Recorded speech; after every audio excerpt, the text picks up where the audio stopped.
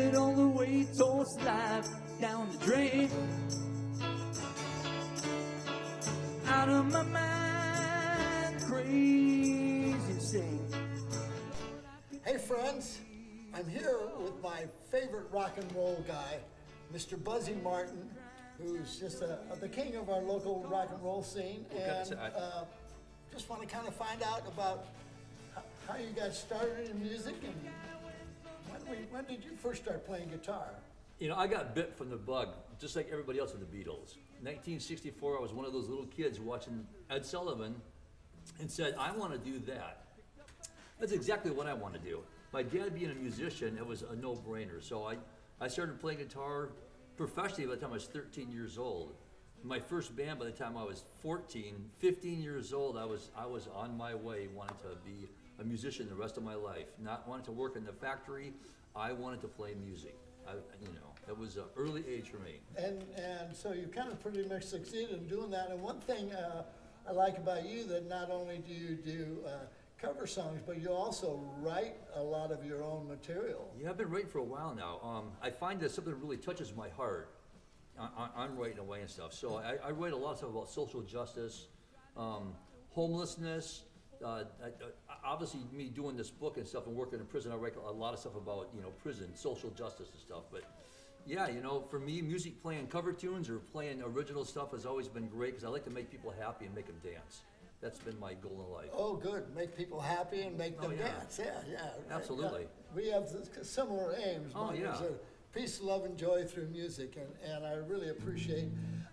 Buzzy wrote a book called Don't Shoot, I'm the Guitar Man, and it's a book about when he taught music in San Quentin prison. So music has a way of crossing all lines and as you say, making people feel better. So, and when you can deliver a positive message like you do, to either people in prison or you've worked a lot with kids at risk too. So. I work a lot with at-risk kids. As young as 8 years old, kids that want to go to prison. And so, for me, just to melt somebody's heart by playing music or have them try to play music and let them know that, the joy of music and bringing it to other people is an amazing gift that you can share with people, as you already know.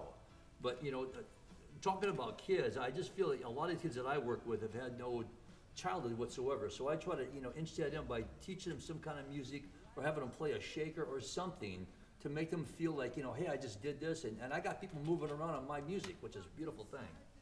Yeah, that's right. Yeah, and I think a lot of kids don't have the opportunity to play an instrument, so when they're given the opportunity to play, all of a sudden something opens up inside them and the magic happens. Oh, yeah. I remember the first time I was like, my mother bought us a piano and I'm sitting there playing and I was like, this is pretty amazing. So you probably had the same experience when you first picked up the guitar. Well, my experience that I'll never forget is because I was a nerdy guy in school. I was really skinny, had real glasses, and they just wanted to be my friend. Nobody wanted to go out with me. And so the first time I played in a rock and roll band at the high school, that Monday everything changed.